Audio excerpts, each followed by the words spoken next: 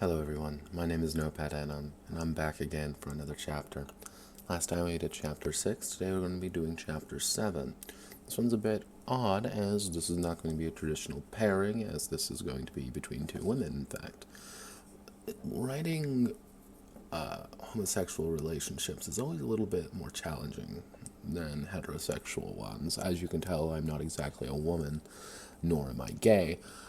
So having those emotions and ideas behind it are a little bit more complex, but I always feel it's a little bit more interesting to write. That, and I'm also what people would call a Yuri fan, because I'm a degenerate. And help me, I'm a sad, miserable creature, is what I'm saying. So, hope you all enjoy. Chapter 7, Beasts of No Master, August 13th, 2073. 1 month after the second Terrico incident. And Amazon Huntress is getting thrashed by bee sting. It's getting hardcore in there, folks. This is why we come down to catfight for a good night. The announcer shouted over the speaker in a near-deafening scream to hype the crowd up. Unfortunately for me, as another punch from Bee Sting's mechanical arm came in hard to my chest, I was the one getting thrashed. It was the fourth round, and both of us were bleeding hard. Bee Sting was a cybernetic specialist, speed fighter, lighter than me, but her cybernetics added 2 extra arms that made defense difficult to fully block. One of them was already destroyed after I ripped it off in the second round, but 3 arms were still more than mine. 3 of my ribs were broken, my left arm had 2 cracks in it, and I'm also bleeding internally after a nasty hook. I was all strength and gene mods. She was all speed and cybernetics. We were polar opposites in the deadly dance of catfight. Dance both of us knew only one could get out conscious. Keeping light on my feet, I block and parry her flurry of blows, striking when I could. Her cybernetics twisted and twanged to deflect my own punches, only to retort with a jab to my gut. I needed a big hit to end this. Bait the strike. She goes in with a right hook, and when the cybernetic comes raging toward me from on high, I let her fist hit my shoulder. My shoulder cracks under pressure. Another break if I'm not careful. I threw my free arm's fist like a rocket, crashing into her cybernetic with my right hand. Fingers snap at the impact, watching my bone poke through the flesh. During training with my sisters, we would be forced to watch vids of our donor, the original Amazon Queen. She would speak about entering a tranquil moment, where the world fell away and the only thing that mattered was the body striking another. It was like the world froze around me. My coach was shouting in my ear, but dead silent. The crowd was in a quiet frenzy. I saw every pore of my opponent's body. The spring muscle in my left arm tightened and released. My fist moved toward the exposed jaw of Bee Sting. The crack in my shoulder fully snapped. Actually, the crack in the shoulder fully snapped. I need to fix that line. Fix me, please. The crack in the shoulder snapped fully, sending a wave of agonizing fire through my body. But the fist was already soaring. She was only slightly shorter than me at 6 feet. Lighter, too, bar the cybernetics. My fist connects with her jaw. Snap, crack, pop. I shatter her jaw, watching it bend unnaturally under the weight of my fist. But that's just the stunning strike. Before she can recover, I pop forward with my knee, driving it into her lower chest, hearing the crackle of cybernetic rigging fracturing. Vengeance, for a few of my ribs at least. The silent moment ends as the world erupts into sound, the announcer shouting nothing. Bee Sting staggers, trying to reset her jaw and breathe properly. I got to end this now. I surge forward, delivering a string of strikes, feeling my body tear and extend itself, my second heart pumping stronger while the iron fibers in my muscles sing with berserk fury. When the red haze finally dissipates, I stood above the mangled body of Bee Sting, barely holding on to life as blood flowed freely. 1, 2, 3. Bee Sting is O-U-T, the announcer declares. Fans hold up signs and shout in excitement. Medical personnel rush forth to assist the dying Bee Sting. I was triumphant. Huntress, are you still there? Huntress. I could hear my coach shouting in my ear. Coach Tezuka was a good man, and he really helped me go forward. Why am I falling? Oh my, The ring is really comfortable. I'm just going to close my eyes for a second. I wonder what Cannon's doing. I think she was on a job a week or two ago. I want her to make me dinner again. I hope she saw the fight. I hate the taste of copper. The hospital was clean and pristine. Only for the upper class of society, I mused to myself. I flashed a stolen ID badge to the Bunraku guard who welcomed Georgia Jetson, MD, into Trinity Plus Hospital. Lab coats and busybody worker drones moved through the uniformed halls and organized offices. The patients here were not like those in the hive. You came in here for a cold, the sniffles, or anything. Down there, you went in if your guts were falling out. I stand out, my baggy gray hoodie with a patched hole on the side, or ratty jeans I got at a 100 yen store. Actually, that should be, it'd be 100 won store. 100 won store. 100 won store, and a neon green pixie cut contrasting the natural colors around here. No one stopped me, though. If I was this far, I should be here, right? Taking a peek at my data pad, I know she's in room 135. A few hallways later, I stand in front of the door. The nameplate is just her genetic ID, 11326-11144C. AMZN4C, one of the Amazon sisters. I knock twice, and the door opens to Mr. Tezuka standing before me. He's a small Asian man, built like a twig with a permanent frown on his face. He seems more tired than angry now. "Ah, Miss Cannon, she's been waiting for you," he manages to say in between wanting to call security to get me out right away. She's sitting in the hospital bed, lifting a small weight with her left hand, while stretching the fingers of her right. Bandaged to hell and back, I can hardly make out the warm beige skin under it, or her burgundy hair, still tightly braided down her back. "You look like shit, Ryu." Sitting down next to her, she gives me a large grin with a handful less teeth. "At least you won. I mean, you did kick the shit." She leans over and kisses me on the lips. I accept it readily, wrapping my arms around her neck. We stop and press our foreheads together, a quiet moment between the two of us. It's not my fault she had forearms. She giggles and I join her. One of the few girly traits we both share. Tezuka sits back. As one of the orderlies comes in, a broad-shouldered man with a distracted and unamused expression. "Ma'am, visiting hours are fin..." Before he finished, I let go and pointed at him without looking, tripping my wrist augments to allow the wrist blade to shoot out. Actually, it should just be blade shoot out. A foot of steel crafted diligently into a thin, deadly weapon. "Getting extended. Visiting hours are extended." He hurries away as Tezuka rubs his temples, trying to keep himself sane. "Can you make me your noodles? The good ones when I get out of here?" Ryu hugged me. Even injured, her thick muscles, augmented by gene therapy, nearly crushed me as I retracted the blade. She's nearly a foot taller than me at 6'3", double my non-augmented weight. She can easily lift all 145 pounds of me with augments without breaking a sweat. Every part of her body has been crafted to be statuesque, even down to her breast, optimized to be both an appealing B cup with enough compromise to not interfere with her athletic ability. That's a really janky line. Fix me, please. "I'll stop by your place tomorrow. You'll be out of here by then." I ran my hands along her back. While I didn't have the sense of touch the higher grade cybernetics had, anyone could feel the well-toned muscles moving along her shoulder blades, the iron-laced muscle sections, and even the beating of her second heart is slightly offbeat, but comforting in its own way. Take a sip of my tea. It's vanilla. Sleepy time vanilla, to be honest. A little bit of chamomile in there, too. I also put about a shot and a half of rum in it because I'm an alcoholic. It's a date then, Cannon. It's a date. It's a date when she gets some rest. Get out, Ronan. Tezuka's nasally voice interrupted the moment. "I love you too, Tezuka." I flipped him off as I walked out. "I'll make you dinner tomorrow," I waved as I left. My datapad dinged again. It was Liam trying to get hold of me. A single message made me block and delete contact with him. "You crazy bitch, get your head out of your ass and come clean. You already killed Benny. And make sure you don't get the rest of us killed." With the support of Tezuka, I managed to get back to my apartment the next day. Fourth story of complex reserved primarily for starlets, mid-tier executives, and cat fighters who are successful. My apartment is barren, bar a few essentials. A pristine black couch, a full-size bed with plain gray coverings and 2 pillows, a measly kitchen filled with health foods and insta-eat protein food for maximum muscle support, and finally, my television.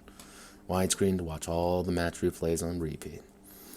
Tezuka sets me down on the couch and starts preparing something light in the kitchen. Light in the kitchen, not from the kitchen, in the kitchen. I stretch my right hand in the vague exercises recommended by the doctors, feeling the bones in it crack and snap back into their desired places. Tezuka puts a plate. It's plate. Notepad. What? Not place of. It puts a plate of high-protein heated goop in front of me on a glass plate. In front of me. I should just take that on the last line. It tastes like liquid cardboard with an extra helping of squishy, but it fills me up from the hospital food that hardly did anything for me. My body requires an excess of 4,000 calories daily to remain functional, let alone the hospital diet, which is more starvation for me. Maybe that's why I liked Cannon's food so much. Flavor, calorie, and protein I desperately wanted. Yeah, flavor, calories, and protein I desperately wanted. God, that's such a weird line, but it makes complete sense, which is the problem. The television turns on, and I begin the grueling process of reviewing the fight from a dozen angles against Beasting. Each move, each footstep, every punch is recorded in high definition for my viewing pleasure. Even watching as I enter the zen-like state, breaking her jaw into 100 pieces. Not long after I see myself collapsing inelegantly, crashing hard into the blood-stained arena. Speed's still your problem, Huntress. Your footwork was sloppy. Tezuka sat next to me now, his stylus dancing along his datapad, taking notes. I tried the normal routine against Speed, but her forearms made it difficult to counter it directly, and I had to compromise and adjust toward a more technique-oriented stance. Speed, strength, technique, and hybrid are the 4 styles of Catfight Arena. Speed relied on footwork and agility, little blows to bring someone down. Strength was my specialty, big hits to cripple and destroy an opponent. Technique was all about aggressive movements and pins, focusing on disabling the target. Hybrids were rare these days, most of them going down to the technique or speed schools rather than being both. My donor was a hybrid, strength and technique, all power, no speed. We watched the clips for hours until the darkness fell on us both. Only the light of the LED screen kept us awake. I can see where she slipped up. Cyberneticists are a nasty bunch, but get worried when their toys get broken. He paused in the last round, going frame by frame as I countered the jab with the other cybernetic fist with my own. She's paused there for a moment, allowing me to follow through. I never do well against cybers. Too many toys to worry about. I understand, Huntress. Picking up his jacket, he started to make his way out of the door. Keep reviewing those tapes. We'll get the next clanker before you go to the ER. Opening the door, the familiar hoodie-clad woman holding a bag of foodstuffs stood menacingly at the doorway.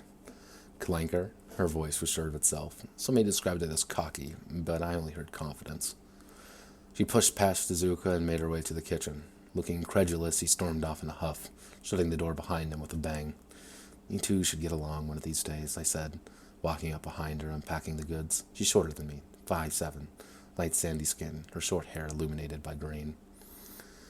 I wrapped my arms around her, resting my head on her own. I was worried you wouldn't come. I said I'd make you dinner, at least, it's date night. She held up a medium-sized packet of new peanut butter, powdered to fit easier in the packaging. I pluck it from her hands, moving to a series of bowls to create the delectable powder of the gooey mess that'll go in our noodle dish.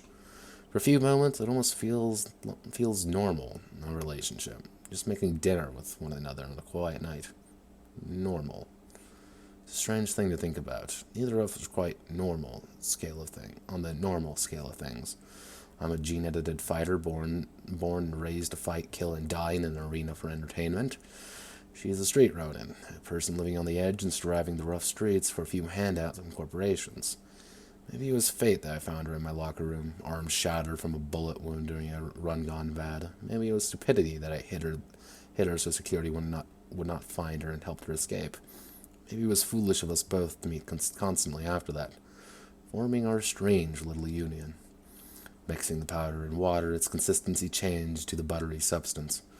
I could already smell the noodles sizzling as I handed her the bowl. Cannon, anything interesting in the Ronin business? I asked a non-question. Because she didn't like to talk all that much about it, and didn't like to tell me. God, that's such a weird line. I write these fast as a note.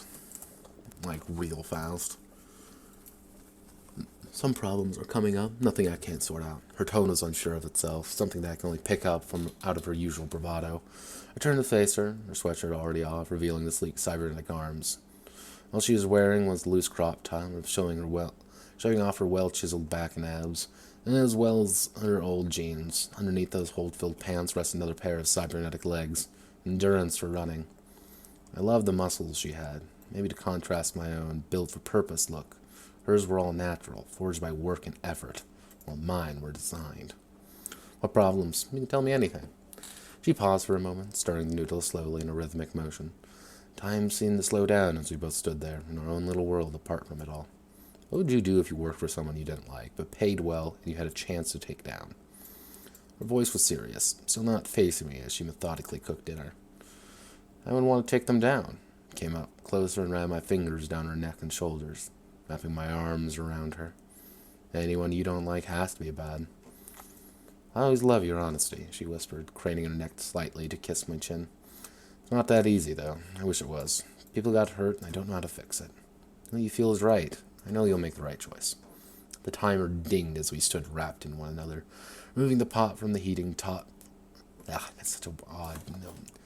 But goddamn, sometimes rhythm always screws me up.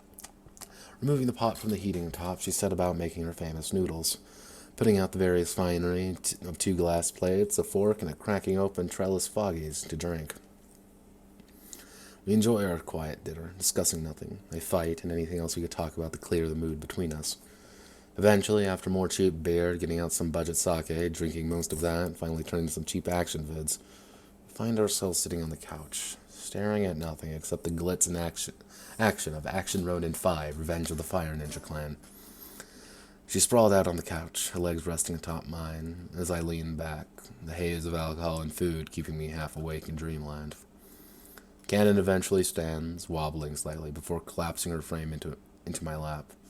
Hugging her tightly, we sit there in quiet contemplation as Hanzo the Forsaken Ronin slices up a few ninjas with laser guns. Want to make out? Cannon asked, slurring some of her words. Before she can form a secondary question, I turn her to the side of my lap, kissing her deeply on the lips. She wraps her arms around me as we shift yet again, as I lay on top of her, our tongues intermingling with one another perfectly. I reach my hand up her shirt, moving my index finger around her exposed braless nipple. She is as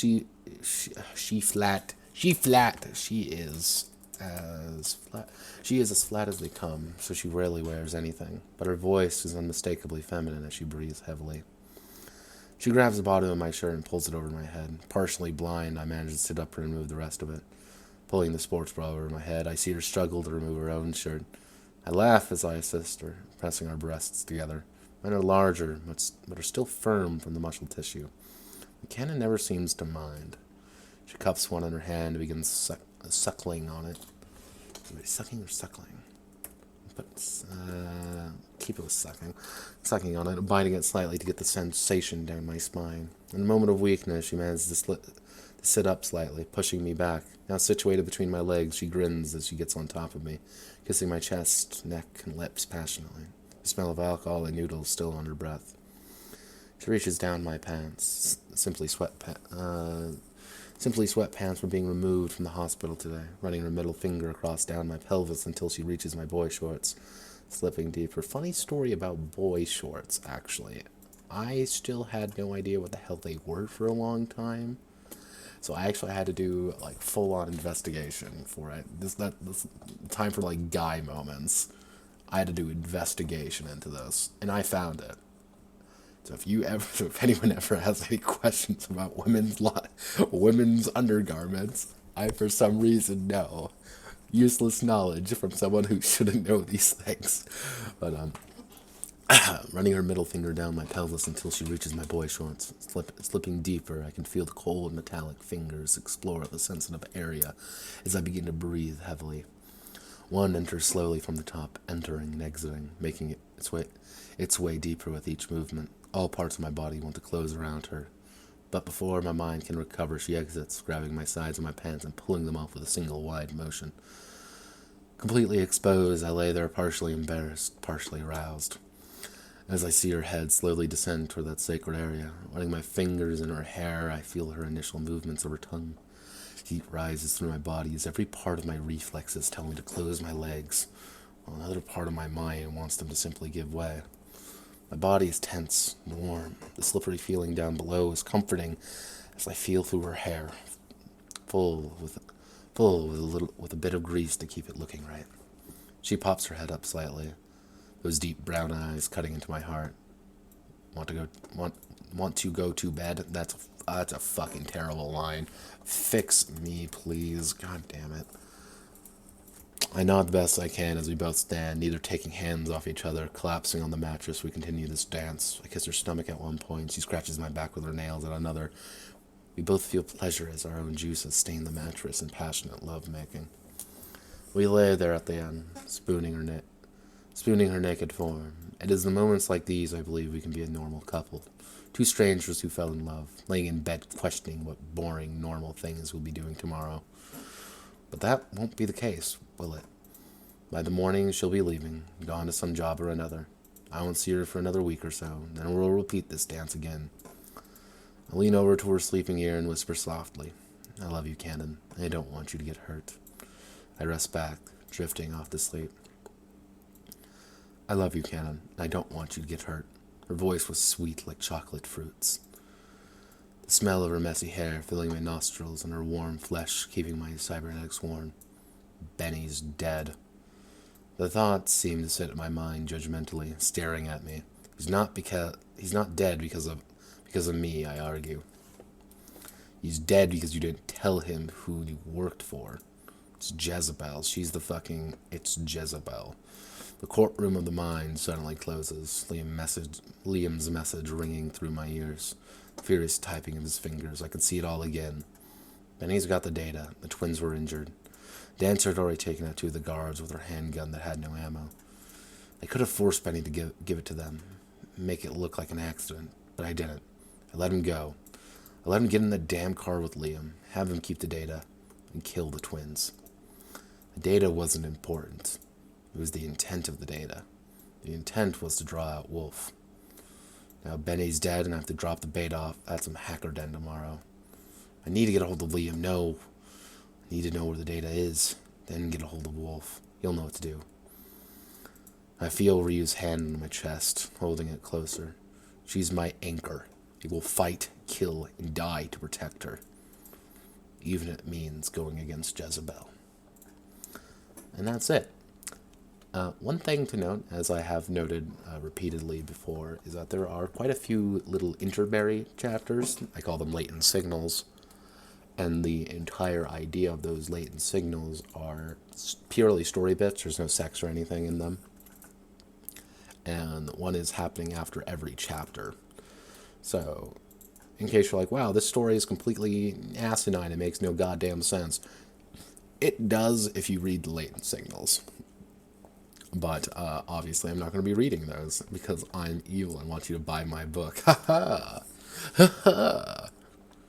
Yeah. Goodbye, everyone.